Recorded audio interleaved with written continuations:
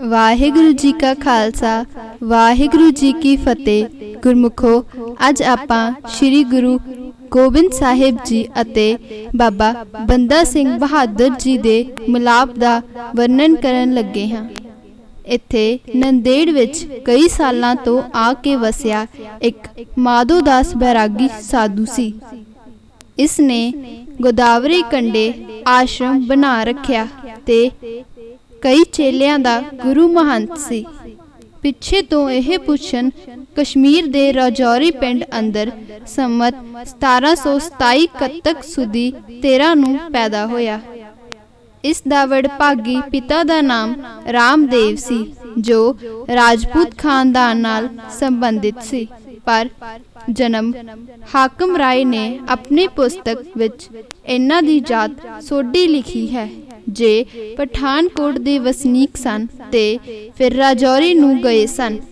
ਐਸੇ ਹੀ ਦੂਜੇ ਮੁਨਸ਼ੀ ਬੁੱਧ ਸਿੰਘ ਜੀ ਦੀ ਲਿਖੀ ਪੁਸਤਕ ਵਿੱਚ ਵੀ ਬੰਦਾ ਬਹਾਦਰ ਦਾ ਸੋਢੀ ਖਾਨਦਾਨ ਦੱਸਿਆ ਹੈ। ਹਰ ਸ਼ਿਕਾਰੀ ਉਸ ਵੇਲੇ ਤੀਰ ਤਲਵਾਰ ਤੇ ਬੰਦੂਕ ਦਾ ਅਭਿਆਸੀ ਤੇ ਇਹਨਾਂ ਹਥਿਆਰਾਂ ਨਾਲ ਸ਼ਿਕਾਰ ਨੂੰ ਤੁਰਦਾ ਸੀ। ਜਿਸ ਰਾਜੌਰੀ ਪਿੰਡ ਵਿੱਚ ਲਛਮਣ ਦਾਸ ਰਹਿੰਦਾ ਸੀ, ਇਸ ਦੇ ਇਰਦ ਗਿਰਦ ਪਹਾੜ ਤੇ ਘਣੇ ਜੰਗਲ ਹੀ ਸਨ, ਜਿਨ੍ਹਾਂ ਵਿੱਚ ਸੂਰ, ਚਿੱਤਰੇ, ਸ਼ੇਰ ਤੇ ਰਿੱਛ, ਭੇੜੀਏ, ਖੂੰਖਾਰ ਜਾਨਵਰ ਸਨ। ਇਸ ਵਾਸਤੇ ਇਸ ਪਾਸੇ ਦੇ ਜੰਗਲਾਂ ਵਿੱਚ ਉਸ ਵੇਲੇ ਕਿਸੇ ਮਾਮੂਲੀ ਸ਼ਿਕਾਰੀ ਦਾ ਕੰਮ ਨਹੀਂ ਸੀ ਕਿ ਹਰ ਐਰਾ ਗੈਰਾ ਸ਼ਿਕਾਰ ਕਰਦਾ ਫਿਰੇ। ਕੋਈ ਮਾਹਰ ਸ਼ਿਕਾਰੀ ਹੀ ਸ਼ਿਕਾਰ ਨੂੰ ਤੁਰਦਾ ਹੁੰਦਾ ਸੀ। ਲਛਮਣ ਦਾਸ ਦੇ ਹੱਥੋਂ ਇੱਕ ਦਿਨ ਸਾਹਮਣੇ ਆਈ ਹਿਰਨੀ ਮਾਰੀ ਗਈ। ਇਹ ਹਿਰਨੀ ਗਰਭਵਤੀ ਸੀ। ਕਿਸੇ ਨੇ ਲਿਖਿਆ ਤੀਰ ਨਾਲ ਤੇ ਕਿਸੇ ਨੇ ਬੰਦੂਕ ਦੀ ਗੋਲੀ ਨਾਲ ਮਾਰੀ ਗਈ ਲਿਖੀ। ਪਰ ਆਪਣੇ ਸ਼ਿਕਾਰ ਨੂੰ ਸੰਭਾਲਣ ਵਾਸਤੇ ਲਛਮਣ ਦਾਸ ਨੇੜੇ ਗਿਆ ਤਾਂ ਇਸ ਨੇ ਤੜਫਦੀ ਮਰਦੀ ਦੀਆਂ ਸਹਿਮੀਆਂ ਅੱਖਾਂ ਨੂੰ ਅਤੇ ਪੇਟ ਵਿੱਚੋਂ ਨਿਕਲੇ ਮਰ ਗਏ ਬੱਚਿਆਂ ਨੂੰ ਦੇਖਿਆ। ਇਸ ਪੂਰਬ ਜਨਮ ਤੇ ਤੱਪੀ ਤੇ ਆਤਮਿਕ ਪਵਿੱਤਰਤਾ ਰੱਖਦੇ ਨੌਜਵਾਨ ਬ੍ਰਹਮਚਾਰੀ ਦੇ ਮਨ ਉੱਤੇ ਡਾਢੀ ਸੱਟ ਵੱਜੀ। ਕਾਰਨ ਬਣ ਗਿਆ ਤੇ ਵੈਰਾਗ ਹੋਇਆ। ਹੁਣ ਸ਼ਿਕਾਰ ਤੇ ਹਥਿਆਰ ਉੱਥੇ ਹੀ ਸੁੱਟ ਕੇ ਬਹੁਤ ਪਛਤਾਇਆ ਤੇ ਅੱਗੇ ਨੂੰ ਐਸਾ ਕੰਮ ਕਰਨ ਤੋਂ ਮਨ ਹੀ ਉਚਾਟ ਹੋ ਗਿਆ। ਲਛਮਣ ਦਾਸ ਕਈ ਦਿਨ ਉਦਾਸ ਚਿੱਤ ਘਰ ਵਿੱਚ ਝੁਰਦਾ ਰਿਹਾ। ਪਰ ਹੁਣ ਸਮਾਂ ਐਸਾ ਆ ਬਣਿਆ ਸੀ ਕਿ ਜੈਸਾ ਗੁਰੂ ਸਾਹਿਬ ਦਾ ਵਾਕ ਹੈ, ਪੂਰਬ ਕਰਮ ਅੰਕਰ ਜਬ ਪ੍ਰਗਟੇ, ਭੇਟਿਓ ਪੁਰਖ ਰਸਕ ਬੈਰਾਗੀ। ਇਸ ਵੇਲੇ ਇੱਕ ਬੈਰਾਗੀ ਸਾਧੂਆਂ ਦੀ ਟੋਲੀ, ਜਿਸ ਦੇ ਪ੍ਰਮੁੱਖ ਮਹੰਤ ਆਤਮ ਰਸੀਏ ਜਾਨਕੀ ਦਾਸ ਬੈਰਾਗੀ ਸਨ, ਜੋ ਅਮਰਨਾਥ ਦੀ ਯਾਤਰਾ ਨੂੰ ਜਾਂਦੇ ਰਾਜੌਰੀ ਠਹਿਰੇ। ਬਸ ਫੇਰ ਕੀ ਸੀ, ਆਤਮ ਵੇਗ ਰੱਖਦੇ ਲਛਮਣ ਦਾਸ ਨੂੰ ਦਰਸ਼ਨ ਨਾਲ ਠੰਡ ਪ੍ਰਾਪਤ ਹੋਈ ਤੇ ਇਸ ਨੇ ਮਹਾਂਪੁਰਖ ਦੇ ਚਰਨਾਂ ਉੱਤੇ ਸਿਰ ਰੱਖ ਦਿੱਤਾ। ਨਾਲ ਹੀ ਬੜੀ ਅਧੀਨਗੀ ਨਾਲ ਚੇਲਾ ਬਣਨ ਦੀ ਖਾਹਿਸ਼ ਪ੍ਰਗਟ ਕੀਤੀ ਤੇ ਉਹਨਾਂ ਨੇ ਰਾਮ ਨਾਮ ਦਾ ਤਾਰਕ ਮੰਤਰ ਸੁਣਾ ਕੇ ਕੰਠੀ ਗਲ ਪਾਈ ਤੇ ਨਵਾਂ ਨਾਉ ਮਾਧੋ ਦਾਸ ਰੱਖਿਆ। ਫਿਰ ਜੈਸੇ ਉਹ ਆਪ ਨੱਕ ਸਿੱਖ ਤੱਕ ਜਟਾ ਜੂਟ ਸਨ, ਐਸਾ ਹੀ ਇਸ ਨੂੰ ਵੀ ਅੱਗੇ ਵਾਸਤੇ ਸਾਬਤ ਸੂਰਤ ਹੋਣ ਦਾ ਪ੍ਰਣ ਲਿਆ ਤੇ ਚੇਲਾ ਸਾਜਿਆ। ਇਸ ਵੇਲੇ ਮਾਧੋ ਦਾਸ ਦੀ ਉਮਰ ਕਰੀਬਨ 16 ਸਾਲ ਦੀ ਸੀ, ਜਦ ਕਿ ਇਸ ਨੇ ਬੈਰਾਗੀ ਬਣ ਘਰ ਦਰ ਤੇ ਮਾਤਾ ਪਿਤਾ ਦਾ ਮੂੰਹ ਤਿਆਗ ਕੇ ਸੰਤ ਜਾਨਕੀ ਦਾਸ ਦੇ ਨਾਲ ਹੋ ਤੁਰਿਆ ਸੀ। ਇਸ ਦੀ ਸ਼ਕਲ ਸੂਰਤ ਦੇਖਦਿਆਂ ਭੁੱਖ ਲੈਂਦੀ ਅਤੇ ਹੁਣ ਦੇ ਡਾਲਵਾ ਖਾਂਦੇ 24 ਸਾਲਾਂ ਦੇ ਨੌਜਵਾਨਾਂ ਤੋਂ ਵਧੇਰੇ ਕੱਦ ਬੁੱਤ ਵਾਲਾ ਤੇ ਭਰਿਆ ਪਿੱਠਾ ਸੀ। ਇਸ ਵੇਲੇ ਇਸ ਦੇ ਮਾਤਾ ਪਿਤਾ ਦੀ ਉਹੀ ਹਾਲਤ ਸੀ ਜੈਸਾ ਕਿ ਸ਼੍ਰੀ ਰਾਮ ਚੰਦਰ ਤੇ ਲਛਮਣ ਦੇ ਬਨਵਾਸ ਵੇਲੇ ਦਸ਼ਰਥ ਅਤੇ ਕੌਸ਼ਲਿਆ ਦੀ ਸੀ। ਕਿਸਮਤ ਨਾਲ ਕੋਈ ਰਾਜਾ ਕੋਈ ਗਰੀਬ ਹੋਵੇ, ਪਰ ਜਿਵੇਂ ਰਾਜਾ ਤੇ ਗਰੀਬ ਨੂੰ ਭੁੱਖ ਤੇ ਇੱਕੋ ਜਿਹੀ ਮਹਿਸੂਸ ਹੁੰਦੀ ਹੈ, ਐਸੇ ਹੀ ਲਛਮਣ ਦਾਸ ਦੇ ਮਾਤਾ ਪਿਤਾ ਨੂੰ ਸਦੀਵੀ ਪੁੱਤਰ ਵਿਛੋੜੇ ਦਾ ਬਹੁਤ ਹੀ ਦੁੱਖ ਮਹਿਸੂਸ ਹੋਇਆ ਸੀ। ਜਦੋਂ ਇਹ ਮਾਧੋ ਦਾਸ ਹੋ ਕੇ ਮਾਤਾ ਪਿਤਾ ਨੂੰ ਨਮਸਕਾਰ ਕਰਦਾ ਚਲਿਆ ਗਿਆ ਸੀ, ਕੁਝ ਅਰਸਿਆਂ ਬਾਅਦ ਮਾਧੋ ਦਾਸ ਗੁਰੂ ਸੇਵਾ ਛੱਡ ਕੇ ਸੁਤੰਤਰ ਵਿਚਰਦਾ ਰਿਹਾ ਤੇ ਇਸੇ ਤਰ੍ਹਾਂ ਲਾਹੌਰ ਆ ਕੇ ਬਾਬਾ ਰਾਮ ਥੰਮਣ ਜੀ ਬੈਰਾਗੀ ਦੇ ਮੰਦਰ ਵਿੱਚ ਟਿਕਿਆ। ਇੱਥੇ ਇਸ ਨੂੰ ਬਾਬਾ ਰਾਮ ਥੰਮਣ ਬੈਰਾਗੀ ਦੀ ਸੰਗਤ ਪ੍ਰਾਪਤ ਰਹੀ ਤੇ ਇਹਨਾਂ ਪਾਸੋਂ ਵੀ ਪਰਮਾਰਥ ਦੇ ਰਸਤੇ ਨੂੰ ਸੁਣਿਆ ਤੇ ਸਮਝਿਆ। ਇਹ ਐਸਾ ਵਕਤ ਸੀ ਜਦੋਂ ਕਿ ਸ੍ਰੀ ਗੁਰੂ ਗੋਬਿੰਦ ਸਿੰਘ ਸਾਹਿਬ ਪੌਂਟੇ ਵਿੱਚ ਕੁਝ ਸਾਲ ਰਹੇ ਤੇ ਇਹਨਾਂ ਉੱਤੇ ਪਹਾੜੀ ਰਾਜਿਆਂ ਵੱਲੋਂ ਭੰਗਾਣੀ ਦੇ ਮੁਕਾਮ ਉੱਤੇ 88 ਜੰਗ ਨੂੰ ਜਿੱਤ ਕੇ ਮੁੜ ਸ੍ਰੀ ਅਨੰਦਪੁਰ ਸਾਹਿਬ ਜਾਂ ਬਬੌਰ ਸਾਹਿਬ ਸਤਲੁਜ ਕਿਨਾਰੇ ਮੁਕੀਮ ਸੀ। ਜ਼ਰੂਰੀ ਸੀ ਕਿ ਇੱਕ ਸ਼ਿਕਾਰੀ ਸੁਭਾਅ ਦੇ ਸੂਰਬੀਰ ਨੇ ਸਭ ਕੁਝ ਸੁਣਿਆ ਹੋਵੇਗਾ ਤੇ ਗੁਰੂ ਜੀ ਦੇ ਨਾਮ ਤੋਂ ਪਹਿਲੇ ਦਾ ਜਾਣੂ ਹੋਵੇ। ਇਹਨਾਂ ਦਿਨਾਂ ਅੰਦਰ ਔਰੰਗਜ਼ੇਬ ਹਕੂਮਤ ਦੇ ਜ਼ੁਲਮਾਂ ਦੀ ਹੱਦ ਹੋ ਚੁੱਕੀ ਸੀ ਤੇ ਖਾਸ ਕਰਕੇ ਇਲਾਕਾ ਕਸ਼ਮੀਰ ਅਤੇ ਪੰਜਾਬ ਨੂੰ ਛੇਤੀ ਤੋਂ ਛੇਤੀ ਇਸਲਾਮ ਸਥਾਨ ਬਣਾਉਣ ਦਾ ਪੱਕਾ ਇਰਾਦਾ ਕਰ ਚੁੱਕੇ ਸਨ। ਐਸਾ ਕੋਈ ਖੁਦਦਾਰ ਹਿੰਦੂ ਇਸ ਪਾਸੇ ਇਹ ਕੁਝ ਹੁੰਦਾ ਸਹਾਰ ਨਹੀਂ ਸਕਦਾ ਸੀ। ਫਿਰ ਕਿਸੇ ਸਾਧੂ ਹੋ ਚੁੱਕੇ ਨੂੰ ਕੀ ਲੋੜ ਕਿ ਜਿਸ ਨੇ ਮਾਨਸਿਕ ਸ਼ਾਂਤੀ ਲਈ ਘਰ-ਦਰ ਵੀ ਤਿਆਗ ਦਿੱਤਾ ਹੋਵੇ। ਐਸੇ ਖਿਆਲ ਵਿੱਚ ਮਾਧੋ ਦਾਸ ਨੇ ਪੰਜਾਬ ਵੀ ਛੱਡ ਦਿੱਤਾ ਤੇ ਉਹ ਮੱਧ ਪ੍ਰਦੇਸ਼ ਨਾਸਕ ਜਾ ਕੇ ਰਿਹਾ। ਇਹ ਅਸਥਾਨ ਹਿੰਦੂਆਂ ਦਾ ਮਹਾਨ ਤੀਰਥ ਤੇ ਪੰਚਵਟੀ ਆਸ਼ਰਮ ਹੈ ਜਿੱਥੇ ਕਿ ਸ਼੍ਰੀ ਰਾਮ ਚੰਦਰ ਨੇ ਬਨਵਾਸ ਵੇਲੇ ਨਿਵਾਸ ਸਥਾਨ ਕੀਤਾ ਸੀ। ਬੈਰਾਗੀ ਸਾਧੂ ਸਿਰਫ ਸ਼੍ਰੀ ਰਾਮ ਚੰਦਰ ਦੇ ਅਨੰਨ ਸੇਵਕ ਤੇ ਉਪਾਸ਼ਕ ਹਨ ਅਤੇ ਇਸੇ ਕਰਕੇ ਉਹਨਾਂ ਵਾਂਗੂ ਜੱਟਾ ਜੁਟਾ ਹੀ ਹੁੰਦੇ ਹਨ। ਮਾਧੋ ਦਾਸ ਜਦੋਂ ਇੱਥੇ ਆਇਆ ਤੇ ਕਾਫੀ ਚਿਰ ਰਿਹਾ ਪਰ ਇੱਥੇ ਇਸ ਨੂੰ ਇੱਕ ਔਗੜਨਾਥ ਜੋਗੀ ਮਿਲ ਪਿਆ ਸੀ। ਇਹ ਦੇਟਕੀ ਸਾਧੂ ਸੀ ਜਿਸ ਨੇ ਕਈ ਤਰ੍ਹਾਂ ਦੇ ਭੂਤ ਬੀਰਾਂ ਨੂੰ ਵਸ ਰੱਖਣ ਤੇ ਜੰਤਰ ਮੰਤਰ ਸਿੱਖੇ ਹੋਏ ਸਨ। ਔਗੜਨਾਥ ਨੇ ਆਪਣੇ ਕਈ ਚਮਤਕਾਰਾਂ ਨਾਲ ਮਾਧੋ ਦਾਸ ਦਾ ਸ਼ੁੱਧ ਮਨ ਨਾਮ ਸਿਮਰਨ ਤੋਂ ਉਖੇੜ ਕੇ ਰਿੱਧੀ ਸਿੱਧੀ ਦੀ ਪ੍ਰਾਪਤੀ ਅਤੇ ਹਨੂਮਾਨ ਤੇ ਭੈਰੋ ਆਦਿਕ ਨੂੰ ਵਸੀਕਾਰ ਕਰਨ ਵਿੱਚ ਉਲਝਾ ਦਿੱਤਾ। ਇਸ ਨੇ ਕਈ ਤਰ੍ਹਾਂ ਦੇ ਮੰਤਰ ਜੰਤਰ ਤੇ ਯੋਗ ਅਭਿਆਸ ਦੇ ਸਾਧਨ ਸਮਝਾ ਕੇ ਕਿਸੇ ਇਕਾਂਤ ਥਾਂ ਜਾਏ ਵਸਣ ਨੂੰ ਪ੍ਰੇਰਿਆ ਤਾਂ ਕਿ ਮੰਤਰ ਸਾਧਨਾ ਤੇ ਯੋਗ ਸਿੱਧੀ ਦੀ ਛੇਤੀ ਸਫਲਤਾ ਪ੍ਰਾਪਤ ਹੋ ਸਕੇ।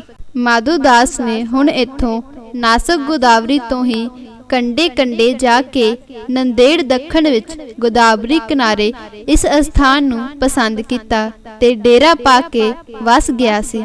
ਇਸ ਸੰਤ ਨੂੰ ਕਈ ਸਾਲ ਇੱਥੇ ਸਾਧਨਾ ਸਾਧਦੇ ਹੋਏ ਬੀਤੇ ਸਨ ਤੇ ਹੁਣ ਇਹ ਪੂਰਨ ਸਫਲਤਾ ਨਾਲ ਕਈ ਰੂਹਾਂ ਨੂੰ ਵਸ ਕਰ ਚੁੱਕਾ ਸੀ। ਪਰ ਇਸ ਦੀ ਹਾਲਤ ਐਸੀ ਸੀ ਕਿ ਜਿਵੇਂ 1000 ਹਸਤ ਪਾਵਰ ਦਾ ਇੰਜਨ ਬਗੈਰ ਕਿਸੇ ਸੁਗਰ ਡਰਾਈਵਰ ਦੇ ਐਵੇਂ ਪਿਆ ਘੁੰਮਦਾ ਅਤੇ ਬਿਨਾਂ ਯੋਗ ਵਰਤੋਂ ਦੇ ਆਪਣੀ ਤਾਕਤ ਨੂੰ ਫਜ਼ੂਲ ਖਰਚ ਕਰਦਾ ਤੇ ਪੁਰਜੇ ਘਸਾਉਂਦਾ ਪਿਆ ਹੋਵੇ। ਇਹਨਾਂ ਦਿਨਾਂ ਵਿੱਚ ਐਸਾ ਹੀ ਮਾਧੋ ਦਾਸ ਸੀ।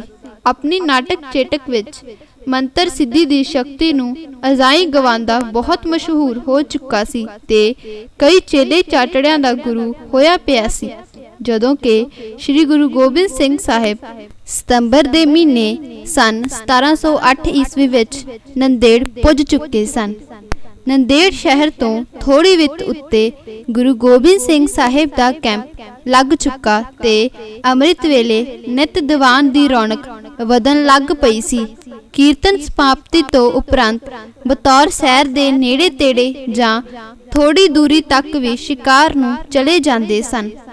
ਆਪ ਦੇ ਨਾਲ 200-250 ਸਵਾਰ ਤੇ ਕੁਝ ਪਿਆਂਦਾ ਸੂਰਬੀਰ ਹੁੰਦੇ ਸਨ ਜੋ ਸਨੱਧਬੱਧ ਅਤੇ ਹਰ ਵੇਲੇ ਤਿਆਰ ਬਰ ਤਿਆਰ ਰਹਿੰਦੇ ਸਨ।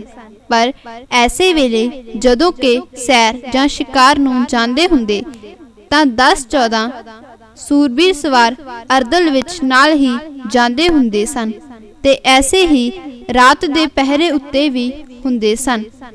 ਇੱਥੇ ਇੱਕ ਦਿਨ ਸਤਿਗੁਰੂ ਆਪਣੇ ਕੁਝ ਸਾਥੀਆਂ ਦੇ ਸਮੇਤ ਗੋਦਾਵਰੀ ਕਿਨਾਰੇ ਗਿਆ। ਸੋਹਣੀ ਸਵੱਛ ਥਾਂ ਉੱਥੇ ਹੇਠਾਂ ਗੋਦਾਵਰੀ ਦਾ ਨਿਰੋਧ ਤੇ ਚੁੱਪਚਾਪ ਵਗਦਾ ਨਿਰਮਲ ਜਲ ਡਿੱਠਾ। ਇੱਥੇ ਹੀ ਨੇੜੇ ਬੈਰਾਗੀ ਮਾਧੋ ਦਾਸ ਦਾ ਡੇਰਾ ਸੀ। ਇਹ ਬੈਰਾਗੀ ਸਾਧੂ ਧੁਨੀ ਲਾਗੇ ਆਪ ਤਾਂ ਭੁੰਜੇ ਸੌਂਦਾ, ਪਰ ਆਸ਼ਰਮ ਦੇ ਅੰਦਰ ਇੱਕ ਪਲੰਗ ਸਜਾਇਆ ਸੀ, ਜਿਸ ਉੱਤੇ ਸਫੇਦ ਵਿਛੋਣਾ ਤੇ ਆਪਣੇ ਗੁਰੂ ਦੀ ਮੂਰਤੀ ਰੱਖੀ। ਨਾਲ ਹੀ ਪੂਜਾ ਦਾ ਥੋੜਾ ਸਮਾਨ, ਪੁਸ਼ਪ ਅਤੇ ਧੂਪ ਦੀਪ, ਚੋਰ ਚੰਦਨ ਆਦਿ ਰੱਖਿਆ ਸੀ। ਗੁਰੂ ਜੀ ਸਣੇ ਸਿੱਖਾਂ ਦੇ ਡੇਰੇ ਵਿੱਚ ਆਏ ਤੇ ਘੋੜੇ ਤੋਂ ਉਤਰ ਕੇ ਸਿੱਧੇ ਅੰਦਰ ਨੂੰ ਗਏ। ਪੂਜਾ ਸਮਾਨ ਤੇ ਮੂਰਤੀ ਨੂੰ ਇੱਕ ਪਾਸੇ ਰੱਖ ਕੇ ਆਪੇ ਪਲੰਗ ਉੱਤੇ ਸੱਜ ਬੈਠੇ, ਮਾਨੋ ਇਹਨਾਂ ਦੇ ਪਹਿਲੇ ਕਿਸੇ ਚਿਰਾਂ ਤੋਂ ਵਿਛੜੇ ਧਰਮ ਮਿੱਤਰ ਦਾ ਘਰ ਸੀ ਤੇ ਬਿਨਾਂ ਝਾਕੇ ਇੱਥੇ ਆਉਣ ਜਾਣ ਤੇ ਖਾਣ ਪੀਣ ਦੀ ਖੁੱਲ੍ਹ ਸੀ। ਹੁਣ ਗੁਰੂ ਜੀ ਦੀ ਆਗਿਆ ਪਾ ਕੇ ਸਿੰਘਾਂ ਨੇ ਡੇਰੇ ਅੰਦਰ ਚਰਦਾ ਇੱਕ ਬੱਕਰਾ ਝੜਕਾਇਆ ਤੇ ਰਿੰਨ ਕੇ ਮੂੰਹ ਕਰਾਰਾ ਕੀਤਾ। ਮਾਧੋ ਦਾਸ ਆਪ ਤਾਂ ਇਸ ਵੇਲੇ ਡੇਰੇ ਵਿੱਚ ਨਹੀਂ ਸੀ। ਇਸ ਦੇ ਚੇਲੇ ਪਹਿਲੇ ਹੀ ਇਹਨਾਂ ਪੰਜਾਬੀ ਸੂਰਬੀਰਾਂ ਨੂੰ ਦੇਖ ਦੇਖ ਘੂਰੀਆਂ ਵੜਦੇ ਸਨ, ਪਰ ਕਹਿ ਕੁਛ ਨਾ ਸਕੇ। ਰਿੱਝਦੇ ਖਿੱਚਦੇ ਚੁੱਪ ਸਨ। ਪਰ ਡੇਰਾ ਸਾਧੂ ਦਾ ਅਤੇ ਇੱਥੋਂ ਦਾ ਹੀ ਬੱਕਰਾ ਫੜ ਕੇ ਮਾਰਿਆ ਤੇ ਰਿੰਨ ਖਾਦਾ ਦੇਖ ਕੇ ਸਹਿਆ ਨਾ ਗਿਆ ਸੀ। ਇਹਨਾਂ ਮਾਧੋ ਦਾਸ ਨੂੰ ਲੱਭ ਕੇ ਕਿਹਾ, ਆਪ ਬਾਹਰ ਹੋ, ਪਰ ਡੇਰੇ ਮੇਂ ਐਸਾ ਅਪਰਦਵ ਹੁਆ ਹੈ। ਇਹਨਾਂ ਸਭ ਕੁਝ ਦੱਸਿਆ ਤੇ ਉਹ ਵੀ ਬਹੁਤ ਕ੍ਰੋਧਵਾਨ ਹੋਏ ਅਤੇ ਆਪਣੇ ਪੁੱਜਣ ਤੋਂ ਪਹਿਲਾਂ ਹੀ ਮੰਤਰ ਪੜ੍ਹ ਕੇ ਆਤਮਕ ਬਲ ਨਾਲ ਵਸੀਕਾਰ ਕੀਤੇ ਗੁਪਤ ਵੀਰ ਭੇਜ ਦਿੱਤੇ, ਜਿਨ੍ਹਾਂ ਨੇ ਪਲ ਵਿੱਚ ਆ ਕੇ ਗੁਰੂ ਜੀ ਦਾ ਪਲੰਗ ਉਲਟਾਉਣਾ ਚਾਹਿਆ।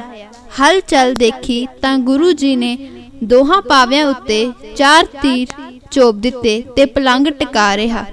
ਜਦੋਂ ਉਸ ਨੂੰ ਪਤਾ ਹੋਇਆ ਇਹ ਕੋਈ ਮਹਾਬਲੀ ਪੂਰਨ ਪੁਰਖ ਹੈ ਤਾਂ ਦੌੜਦਾ ਆਇਆ ਤੇ ਸਾਹਮਣੇ ਆ ਕੇ ਕਿਹਾ, ਤੁਸੀਂ ਹਿੰਸਕ ਹੋ, ਬੱਕਰਾ ਮਾਰਨ ਦਾ ਅਪਰਾਧ ਕਿਉਂ ਕੀਤਾ? ਗੁਰੂ ਸਾਹਿਬ ਨੇ ਮੁਸਕਰਾਉਂਦਿਆਂ ਹੋਇਆਂ ਆਖਿਆ ਕਿ ਅਸੀਂ ਇੱਕ ਮਹਾਤਮਾ ਦਾ ਡੇਰਾ ਦੇਖ ਚਲੇ ਆਏ ਹਾਂ। ਤੇਰਾ ਚੇਲਿਆਂ ਦਾ ਫਰਜ਼ ਸੀ ਕਿ ਆਓ ਜੀ ਨਿਆਂ ਨੂੰ ਆਖਦੇ ਅਤੇ ਅਤਿਥੀ ਸੇਵਨ ਕਰਦੇ, ਪਰ ਐਸਾ ਨਹੀਂ ਕੀਤਾ ਤੇ ਅਸੀਂ ਆਪੇ ਹੀ ਕੰਮ ਸਾਰ ਲਿਆ। ਮਾਧੋ ਦਾਸ ਹੋਰ ਵੀ ਹੈਰਾਨ ਹੋਇਆ ਤੇ ਕੁਝ ਠਠੰਬਰ ਹੋ ਕੇ ਬੋਲਿਆ, ਆਪ ਕੌਣ ਹੋ ਤੇ ਕੈਸੇ ਆਏ ਹੋ? ਇਹ ਮੇਰੇ ਗੁਰੂ ਦਾ ਅਸਥਾਨ ਸੀ, ਇੱਥੇ ਬੈਠ ਕੇ ਨਰਾਦਰੀ ਕੀਤੀ ਹੈ। ਪਰ ਗੁਰੂਆਂ ਸਿਰ ਗੁਰੂ ਸਿੰਘ ਨੇ ਪੁੱਛਿਆ, ਤੇਰਾ ਗੁਰੂ ਕਿੱਥੇ ਹੈ ਅਤੇ ਕਿਸ ਹਾਲਤ ਵਿੱਚ ਹੈ? ਹੁਣ ਮਾਧੋ ਦਾਸ ਨੂੰ ਇਹ ਪੁੱਛ ਕੇ ਹੋਰ ਵੀ ਹੈਰਾਨ ਕਰ ਦਿੱਤਾ। ਇਸ ਨੇ ਆਖਿਆ, ਉਹ ਤਾਂ ਆਪ ਪਰਲੋਕ ਗਮਨ ਕਰ ਗਏ, ਪਰ ਆਸ਼ਰਮ ਤਾਂ ਉਹਨਾਂ ਦੇ ਨਾਮ ਪਰ ਹੈ।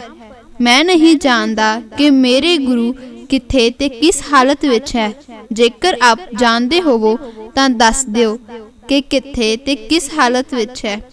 ਤਦ ਗੁਰੂ ਸਾਹਿਬ ਜੀ ਨੇ ਉਸ ਵੇਲੇ ਇੱਕ ਸਾਹਮਣੇ ਬਿਲ ਦੇ ਬ੍ਰਿਛ ਨਾਲ ਪੱਕਾ ਬਿਲ ਦਾ ਫਲ ਦੇਖ ਇਸ਼ਾਰਾ ਕੀਤਾ ਕਿ ਇਸ ਨੂੰ ਤੋੜ ਕੇ ਦੇਖੋ। ਇਸ ਵਿੱਚ ਇੱਕ ਕੀੜਾ ਹੈ ਤੇ ਵਾਸ਼ਨਾ ਵਸ ਤੇਰਾ ਗੁਰੂ ਇਸ ਕੀੜੇ ਦੇ ਰੂਪ ਵਿੱਚ ਡੇਰੇ ਅੰਦਰ ਹੀ ਵਸਿਆ ਹੈ। ਦੇਖਣਾ ਚਾਹੋ ਤਾਂ ਦੇਖ ਲੈ, ਉਹ ਜਿੰਦਾ ਹੈ ਤੇ ਰਸ ਚੂਸਦਾ ਹੈ। ਉਸ ਨੂੰ ਬੁਲਾਓ ਤਾਂ ਬੋਲੇਗਾ।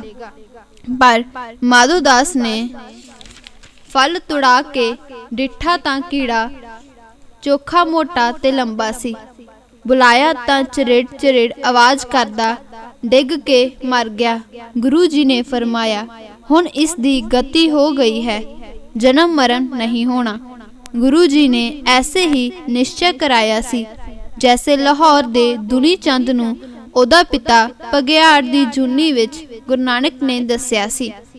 ਮਾਧੋ ਦਾਸ ਨੇ ਗੁਰੂ ਸਾਹਿਬ ਨੂੰ ਹੁਣ ਇੱਕ ਸੂਰਬੀਰ ਯੋਧਾ ਤੇ ਆਪਣੇ ਤੋਂ ਵਧੇਕ ਆਤਮਕ ਤੌਰ ਤੇ ਬਲਵਾਨ ਹੀ ਨਹੀਂ, ਸਗੋਂ ਅੰਤਰਯਾਮੀ ਕੋਈ ਪੂਰਨ ਪੁਰਖ ਤੇ ਕਰਮਯੋਗੀ ਅਨੁਭਵ ਕੀਤਾ ਸੀ।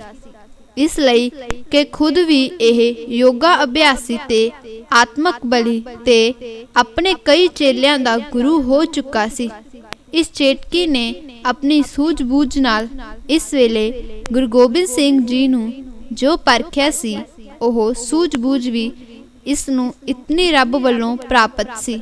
नहीं ਤਾਂ बिना देखे परखे गुरु गोबिंद सिंह जी दे गल पै जांदा।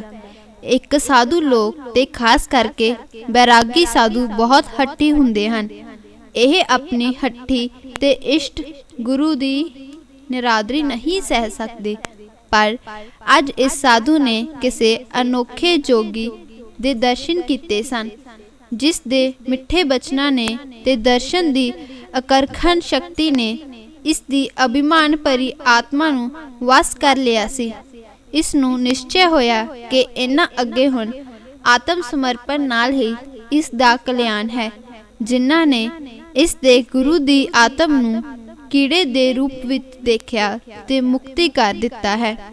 गुरु नानक देव जी ने ठीक फरमाया है, सच मिले सच उपजै, सच मह साच समाए, सुरत होवे पत उगवै, गुर बचनी भौ खाए, नानक सच्चा पातशाह आपे लय मिलाए। गुरु गोबिंद सिंह जी आपे जो इस नूं अपने नाल मिलाउण नूं आए सन, अंतर आत्म ज्योति जगमगा दिती ते माधो दास ने गुरु साहिब नूं पछाण लिया सी। ऐसे ही जैसे कि अखबारां विच कदी पढ़िया जांदा है कि फलाने शहर जां पिंड पैदा होया 5-7 सालां दा बच्चे ने पिछले जन्म दे हाल दसे ते पहले माँ प्यो नूं पछाणिया है। ऐसे ही साधु माधो दास दी जागी आत्मा ने गुरु गोबिंद सिंह जी नूं पछाण लिया सी। पर जक्को तकियां विच पिया ते चेले चाटकियां दी मौजूदगी विच अते उन्हां दी तसल्ली पुजाण नूं गुरु साहिब तो माधो दास ने फिर पूछया, तुसी कौन हो? गुरु जी ने कहा, जो कुछ तू जानदा है। मैं माधो दास ने कहा कि मैं की जानदा हाँ। गुरु जी ने फिर आख्या, अपने दिल विच सोच कर। माधो दास ने निश्चय पक्का करन नूं आपे कहा, तू गुरु गोबिंद सिंह है। तद गुरु जी ने कहा, हाँ। माधो दास ने फिर पूछा, तू क्यों आया है? उसने फिर उत्तर दिता, मैं आया हाँ जो तेनू शिष्य बनावा। माधो दास ने कहा, मैं कबूल करदा हाँ। हुण गुरु साहिब ने पूछया, दस तू कौन है? तां इसने सिर नीवा करके आख्या, मैं बंदा हाँ, आप दा बंदा। धन गुरु गोबिंद सिंह जी, जिन्हां ने 5 प्यारिਆਂ दी परख तलवार नाल कीती, जो सफल रही। अज इस दी परख अपनी मेरा भरी नज़र नाल कीती ते यह भी सफल रही। पारखू सतगुरु जी दे नाल इस वेले भी 200-300 परखे परखाए खालसा मौजूद सन, जिसनों थापी दे के पंजाब भेजते, उस तो उहा कुछ करवा लैंदे ते जो इस साधु तो कराउणा सी, उन्हां ने बचित्र सिंह नूं हाथी नाल लड़ाया सी। उन्हां ने छोटे नूं थापी दे के मस्त हाथी नाल टकराया सी। पर धन है गुरु गोबिंद सिंह के जिसने इस तो पहले नाई ते शिंबे जट्टां नूं मुगलां नाल लड़ाया सी। अज एक बैरागी त्यागी फकीर नूं ऐसा ही बनाउण नूं चुनिया है। गुरु गोबिंद सिंह ने इस वेले तक साधु भी बहुत देखे सन, पर किसे नूं पूर्व जन्म दा जपी तपी ते ऐसा बलवान नहीं जानिया सी। महंत किरपाल दास तो बिना बाकी दे औखे वेले नस गए सन, पर हुण इस बैरागी नूं सिर्फ इस जन्म दा मंग खाण वाला साधु नहीं समझिया, बल्कि पूर्व जन्म दा रज्या पुज्या कोई पुरातन जन्म दा साथी जानिया सी। तां सिद्धे इस दे डेरे अंदर आए सन। फिर इन्हां झाके दे पलंग उत्ते जाए बैठे ते बिना पुछे दे बकरा झटका दिता सी। वरना गुरु हुंदियां होया किसे अहिंसक साधु दे डेरे जाके ओदी आत्मा दिखाउण नूं ऐसा क्यों करदे? पर गुरु साहिब उस वरताउण वाली खेल नूं जानदे सन कि बहादुर शाह ने 1 साल दा दूजा इकरार कीता सी, बता दिता ते अजे तक भी टालदा पिया है। इन्हां नूं हुण की करना चाहिए? इसे काम नूं छेती आरंभ करना चाहुंदे सन। गुरु गोबिंद सिंह जी इसे लुका छुपी ताकत वाले साधु पास इस वास्ते आए हैं कि इसने हनुमान ते भैरो आदि कुछ वीरां नूं साध रखिया सी। ਅਤੇ ਇਹ ਕੰਮ ਕੋਈ ਸੌਖਾ ਨਹੀਂ ਸੀ ਤੇ ਕਰਨ ਵਾਲੇ ਨੂੰ ਮੌਤ ਦਾ ਡਰ ਪਹਿਲਾਂ ਹੁੰਦਾ ਹੈ। ਤਦ ਵੀ ਇਸ ਨੇ ਕਠਿਨ ਸਾਧਨਾ ਸਾਧੀ ਅਤੇ ਸ਼ਕਤੀ ਪ੍ਰਾਪਤ ਕੀਤੀ ਸੀ। ਗੁਰੂ ਜੀ ਨੇ ਇਹਦੀ ਸੀਮਤ ਸ਼ਕਤੀ ਉੱਤੇ ਆਪਣਾ ਪ੍ਰਬਲ ਸ਼ਕਤੀ ਦਾ ਪ੍ਰਭਾਵ ਪਾਇਆ ਤੇ ਇਸ ਨੂੰ ਅਨੁਸਾਰੀ ਬਣਾਉਣਾ ਇਸ ਲਈ ਜ਼ਰੂਰੀ ਸਮਝਿਆ ਕਿ ਐਸਾ ਸੇਰਡੀ ਤੇ ਹੱਠੀ ਬੰਦਾ ਆਪਣੇ ਇਸ ਸਾਧਨ ਸੱਤਾ ਨੂੰ ਨਾਟਕ ਚੇਟਕ ਰਾਹੀਂ ਅਜਾਈ ਨਾ ਗਵਾਏ ਤੇ ਇਸ ਨੂੰ ਐਸੇ ਕਰਮ ਯੋਗ ਵਿੱਚ ਵਰਤਨ ਦਾ ਵੱਲ ਸਿਖਾਇਆ ਜਾਏ ਜਿਸ ਤੇ ਦੇਸ਼ ਤੇ ਜਾਤੀ ਦਾ ਕਲਿਆਣ ਹੋਵੇ ਤੇ ਇਸ ਦਾ ਆਪਣਾ ਨਾਮ ਵੀ ਇਤਿਹਾਸਿਕ ਕੋਸ਼ ਦਾ ਚਮਕੀਲਾ ਤੇ ਕੀਮਤੀ ਨਗ ਬਣੇ ਪ੍ਰਗਟਾਈ। ਇਸ ਵਾਸਤੇ ਇਸ ਨੂੰ ਪੂਰਬ ਜਨਮ ਦਾ ਕੋਈ ਸਾਥੀ ਜਾਣ ਕੇ ਹੀ ਇਸ ਪਾਸ ਆਏ ਸਨ ਕਿ ਪਹਿਲਾਂ ਤੋਂ ਪਰਖੀ ਹੋਈ ਆਤਮਾ ਸੀ। ਇਸ ਨੂੰ ਧੀਰਜਵਾਨ ਮਿੱਤਰ ਜਾਣਿਆ ਸੀ। ਗੁਰੂ ਸਾਹਿਬ ਅਗੰਮੀ ਸੋਝੀ ਰੱਖਦੇ ਸਨ। ਇਹਨਾਂ ਸਾਹਮਣੇ ਅਗਰ ਪੂਰਬ ਜਨਮ ਦਾ ਨਾ ਪਰਖਿਆ ਹੁੰਦਾ ਇਹ ਮਾਧੋ ਦਾਸ ਤਾਂ ਇਤਨੀ ਭਾਰੀ ਜ਼ਿੰਮੇਦਾਰੀ ਨਾ ਸੌਂਪਦੇ, ਪਰ ਉਹ ਆਏ ਤਾਂ ਉਚੇਚੇ ਇਸੇ ਪਾਸ ਸਨ। ਚਾਹੇ ਨਾਲ ਦੇ ਕਿਸੇ ਸਾਥੀ ਨੂੰ ਖੋਲ ਨਹੀਂ ਦੱਸਿਆ ਸੀ ਤੇ ਇਸ ਰੀਤ ਨਾਲ ਇਸ ਨੂੰ ਪ੍ਰਗਟਾਉਣਾ ਸੀ ਤਾਂ ਕਿ ਦੁਸ਼ਟਾਂ ਦਾ ਨਾਸ਼ ਕਰਨ ਨੂੰ ਆਪਣੀ ਥਾਂ ਇਸ ਥਾਈਂ ਭੇਜੇ ਤੇ ਜਦੋਂ ਤੀਕ ਆਪ ਨਹੀਂ ਜਾ ਸਕਦੇ ਇਸ ਨੂੰ ਬਲ ਬਖਸ਼ਿਸ਼ ਕਰਕੇ ਕੰਮ ਨੂੰ ਜਾਰੀ ਕਰਾ ਦਿੱਤਾ ਜਾਏ। ਇਸ ਵੇਲੇ ਇੱਕ ਮਾਨਨੀय ਡੇਰੇਦਾਰ ਹੁੰਦਿਆਂ ਮਾਧੋ ਦਾਸ ਨੇ ਜਿਸ ਸ਼ਰਧਾ ਤੇ ਪ੍ਰੇਮ ਨਾਲ ਆਪਣੇ ਨੂੰ ਗੁਰੂ ਗੋਬਿੰਦ ਸਿੰਘ ਜੀ ਦਾ ਬੰਦਾ ਮੰਨਿਆ ਸੀ, ਗੁਰੂ ਸਾਹਿਬ ਵੀ ਐਸੇ ਹੀ ਪਿਆਰ ਵਿੱਚ ਭਰ ਗਏ ਤੇ ਕਿਹਾ ਕਿ ਬੰਦੇ ਵਾਸਤੇ ਇਹੋ ਬੰਦਗੀ ਹੈ ਕਿ ਮਾਲਕ ਚਾਹੇ ਕ੍ਰੋਧ ਕਰੇ ਜਾਂ ਪਿਆਰ ਕਰਦਾ ਹੋਵੇ, ਪਰ ਬੰਦੇ ਨੂੰ ਬੰਦਗੀ ਕਬੂਲਣੀ ਚਾਹੀਏ। ਉਹ ਸਦਾ ਰਜ਼ਾ ਵਿੱਚ ਰਾਜ਼ੀ ਰਹੇ ਤੇ ਵਕਤ ਦਾ ਵਿਚਾਰਵਾਨ ਹੋਵੇ। ਗੁਰੂ ਨਾਨਕ ਦੇਵ ਜੀ ਦਾ ਫਰਮਾਨ ਵੀ ਇਹੋ ਹੈ, ਵਕਤ ਵਿਚਾਰੇ ਸੋ ਬੰਦਾ ਹੋਏ। ਗੁਰੂ ਜੀ ਨੇ ਦੱਸਿਆ ਕਿ ਇਸ ਵੇਲੇ ਹਿੰਦੂ ਧਰਮ ਦੇ ਚੰਨ ਨੂੰ ਮੁਗਲ ਰਾਜ ਦੇ ਗ੍ਰਹਿਣ ਨੇ ਗਰੇਸਿਆ ਹੈ। ਕਿਸੇ ਸੰਤ ਮਹਾਤਮਾ ਗਊ ਗਰੀਬ ਦੀ ਸੁਣਾਈ ਨਹੀਂ ਹੁੰਦੀ। ਤੀਰਥਾਂ ਨੂੰ ਭ੍ਰਿਸ਼ਟ ਕੀਤਾ ਤੇ ਧਰਮ ਗ੍ਰੰਥਾਂ ਨੂੰ ਜਲਾਇਆ ਗਿਆ ਹੈ। ਮੰਦਰ ਸ਼ਿਵਾਲੇ ਢਾਹ ਕੇ ਜੋਰ ਮਸਜਿਦਾਂ ਉਸਾਰੀਆਂ ਤੇ ਲੱਖਾਂ ਹਿੰਦੂ ਮਾਰੇ ਅਤੇ ਕਰੋੜਾਂ ਨੂੰ ਜਬਰਨ ਮੁਸਲਮਾਨ ਬਣਾ ਦਿੱਤਾ। ਇਸ ਜ਼ੁਲਮੀ ਅੰਧੇਰ ਨੂੰ ਮਿਟਾਉਣ ਦੇ ਖਿਆਲ ਨਾਲ ਸਾਡੇ ਪਿਤਾ ਜੀ ਨੇ ਸੀਸ ਵਾਰਿਆ ਸੀ। ਅਸੀਂ ਅਨੰਦਪੁਰ ਲੁਟਾਇਆ। ਚਾਰੋਂ ਸਾਹਿਬਜ਼ਾਦੇ, ਮਾਤਾ ਗੁਜਰੀ ਸਾਹਿਬ ਅਤੇ ਹਜ਼ਾਰਾਂ ਸਿੱਖਾਂ ਦੀ ਕੁਰਬਾਨੀ ਪਿੱਛੋਂ ਰੱਬ ਹੁਕਮੀ ਦੇ ਹੁਕਮਾਂ ਨੂੰ ਮੰਨਦੇ ਅਸੀਂ ਇੱਥੇ ਤੱਕ ਆਏ ਹਾਂ ਤੇ ਅੱਗੇ ਨੂੰ ਜਿਵ ਜਿਵ ਹੁਕਮ ਤਿਵੇਂ ਤਿਵਕਾਰ ਹੋਣੀ ਹੈ। ਗੁਰੂ ਸਾਹਿਬ ਨੇ ਫਰਮਾਇਆ ਕਿ ਤੈਨੇ ਆਪਣੇ ਨੂੰ ਬੰਦਾ ਮੰਨਿਆ ਹੈ। ਇਹ ਇਕਰਾਰ ਅਗਰ ਤਨੋ ਮਨੋ ਹੈ ਤਾਂ ਗੁਰੂ ਨਾਨਕ ਜੀ ਨੇ ਰਾਜਪੂਤ ਜਾਤੀ ਦਾ ਧਰਮ ਦੱਸਿਆ ਹੈ। ਖੱਤਰੀ ਸੰਬੰਧ ਸੂਰ ਸੰਬੰਧ, ਖੱਤਰੀ ਸੂਰਮਾ ਹੈ ਅਤੇ ਸੂਰਮਾ ਵੀ ਐਸਾ ਹੋਵੇ। ਫਿਰ ਕਿਹਾ ਕਿ ਜਿਵੇਂ ਸ਼੍ਰੀ ਰਾਮਚੰਦਰ ਨੇ ਹਨੂਮਾਨ ਨੂੰ ਚੁਣਿਆ ਸੀ ਤੇ ਪ੍ਰੇਮੀ ਭਗਤ ਬਣਾਇਆ ਸੀ, ਐਸੇ ਤੈਨੂੰ ਐਸਾ ਸਿੱਖ ਬਣਾਉਣਾ ਹੈ। ਇਸ ਤੋਂ ਵੱਖਰੇ ਗੁਰੂ ਜੀ ਨੇ ਸ਼੍ਰੀ ਕ੍ਰਿਸ਼ਨ ਦਾ ਇੱਕ ਸ਼ਲੋਕ ਸੁਣਾ ਕੇ ਵਧੇਰੇ ਟੁੰਬਿਆ ਜੋ ਉਹਨਾਂ ਨੇ ਸ਼੍ਰੀ ਗੀਤਾ ਜੀ ਦੇ ਦੂਜੇ ਅਧਿਆਇ ਵਿੱਚ ਅਰਜਨ ਨੂੰ ਸੁਣਾ ਕੇ ਜੰਗ ਲਈ ਤਿਆਰ ਕੀਤਾ ਸੀ ਕਿ ਹੇ ਅਰਜੁਨ, ਇਹ ਯੁੱਧ ਤੇਰੇ ਵਾਸਤੇ ਹਰ ਤਰ੍ਹਾਂ ਚੰਗਾ ਹੈ। ਜੇ ਮਰੇਗਾ ਸਵਰਗ ਨੂੰ ਪਾਏਗਾ, ਅਗਰ ਜਿੱਤ ਪ੍ਰਾਪਤ ਕਰੇਗਾ ਤਾਂ ਪ੍ਰਿਥਵੀ ਦਾ ਭੋਗ ਭੋਗੇਗਾ, ਜਿਸ ਤੇ ਨਿਸ਼ਚੇ ਨਾਲ ਜੰਗ ਲਈ ਖਲੋ ਜਾ। ਇਸ ਵੇਲੇ ਨੀਤੀ ਤੇ ਗਿਆਨ ਭਰੇ ਉਪਦੇਸ਼ ਨੇ ਕਾਇਰ ਹੋ ਚੁੱਕੇ ਅਰਜਨ ਦੇ ਡੋਲੇ ਫੜਕਾ ਦਿੱਤੇ ਸਨ। ਉਸ ਨੂੰ ਸਮਝ ਆ ਗਈ ਸੀ ਕਿ ਕਦੀ ਨਾ ਕਦੀ ਮਰਨਾ ਜ਼ਰੂਰ ਹੈ। ਹੁਣ ਦੇ ਜੰਗ ਕਰਨ ਵੇਲੇ ਮੌਤ ਆਏ ਤਦ ਜਸ ਪ੍ਰਾਪਤ ਤੇ ਸਫਲ ਹੈ, ਜੇ ਜਿੰਦਾ ਰਹੇ ਤਦ ਸੁਤੰਤਰ ਰਾਜ ਹੈ। ਅੱਜ ਐਸਾ ਹੀ ਨੀਤੀ, ਵੀਰਤਾ ਅਤੇ ਗਿਆਨ ਭਰੇ ਉਪਦੇਸ਼ ਨੂੰ ਸੁਣਾਇਆ ਤੇ ਹੁਣ ਦੇ ਸ਼੍ਰੀ ਗੁਰੂ ਗੋਬਿੰਦ ਸਿੰਘ ਜੀ ਨੇ ਇੱਥੇ ਮਾਧੋ ਦਾਸ ਬੈਰਾਗੀ ਨੂੰ ਫੜਕਾਇਆ। ਜੇ ਜਿਸ ਕੰਮ ਨੂੰ ਅਸੀਂ ਦੇਸ਼ ਵਿੱਚ ਹੁੰਦਿਆਂ ਸ਼ੁਰੂ ਕੀਤਾ ਤੇ ਕਰਤਾਰ ਦੇ ਭਾਣੇ ਵਿੱਚ ਜਿਤਨਾ ਕੁਝ ਜਿਵੇਂ ਹੋਇਆ ਹੈ ਛੱਡਦਿਆਂ ਹੋਇਆਂ ਇੱਥੇ ਆਏ ਬੈਠੇ ਹਾਂ।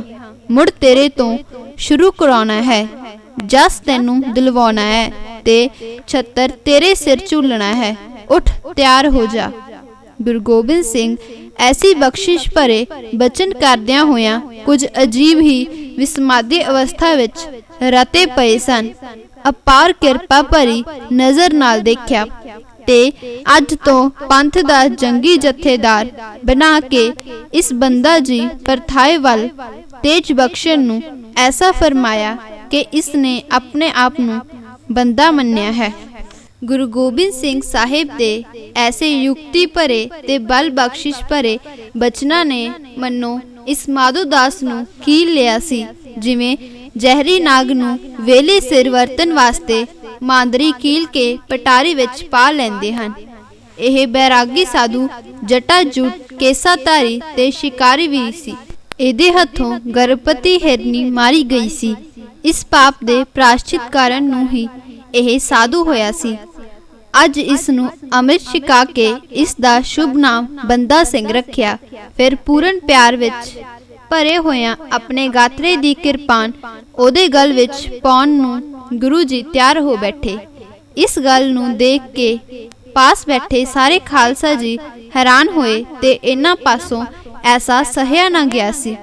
भाई दया सिंह, धर्म सिंह आदि प्रमुख सिखां ने हथ जोड़े ते निमरता नाल बेनती कीती, पातशाह सानू ऐसे अपनी खड़ग नाल परख के अमृत छकाया ते खालसा सजाया सी। असीं तन मन सौंप के खालसा पदवी पाई सी ते अज तक निभा दिखाई है। इस माधो दास नूं हुणे ही बेअंत बख्शिश कीती ते जरूर खालसा सजा दिता है। पर आप दे गात्रे दी खड़ग सिर्फ मीरी दे नहीं सगों पीरी सहित है। यह श्री साहिब है ते जिस ते सिर्फ 5 प्यारियां दा हक है। अगर देना चाहते हो तां इस नवीन जथेदार नूं तीरां दी बख्शिश करिए ताकि इस पीरी दी श्री साहिब जिस ते सिर्फ 5 प्यारियां दा हक है। अगर देना चाहते हो तां इस नवीन जथेदार नूं तीरां दी बख्शिश करिए ताकि यह पीरी दी श्री साहिब गुरु खालसा 5 प्यारियां जी वास्ते ही रहे। प्यारे सिखां दे यथार्थ वचनां दा गुरु साहिब दे मन उत्ते बहुत डूंगा असर होया। बैराग नाल भरे गए ते इन्हां पुत्रां नूं धीरज देण नूं फरमाया, चिंता क्यों करदे हो? सारे खालसा मेरे पुत्र हों ते इस बंदे नूं अपना कमाऊ खालसा बनाना है। कंडे रूप दुश्मनां नूं चुन चुन के मेटेगा। यह बहुत कुछ कमाएगा अते बहुत कुछ कर विखाएगा। इस दे पिछों देश दा राज खालसा ही करेगा ते जिथे जिथे विचरदा वसदा होया खालसा सुख पाएगा। ऐसा वरदान दे के गुरु गोबिंद सिंह साहिब ने अपने पत्थे दे 5 तीर बख्शे ते बंदा सिंह नूं निवाजिया ते दस्सिया कि जिस कारज दे साधन नूं तुहानूं भेजिया जांदा है इस विच अपार औकड़ां दा सामना भी है, पर घबराउणा नहीं ते अत कठिनाई वेले अकाल पुरख नूं सिमर के एक तीर चलाउणा है। होर वखरे 25 सिंह रला के नाल तोरे। इन्हां विचों 5 प्रमुख बाबा विनोद सिंह, काहन सिंह, बाज सिंह, विजय सिंह, राम सिंह जी सन, जो कि नंदेड़ तो गुरु जी वल्लों जाके पंजाब वासी खालसा नूं इस दी जथेदारी दा यकीन करा सकन ते सहायक भी होण। हुण होर कुछ दिन दी तैयारी पिछों इस तरह दियां बख्शिशां पा के बाबा बंदा सिंह बहादुर पंजाब नूं आया। इसने पंजाब विच पुज के गुरु बल आधारित जो कुछ कर विखाया सी ओह इतिहास दा वखरा सुनहरी हिस्सा है। वाहिगुरु जी का खालसा, वाहिगुरु जी की फतेह।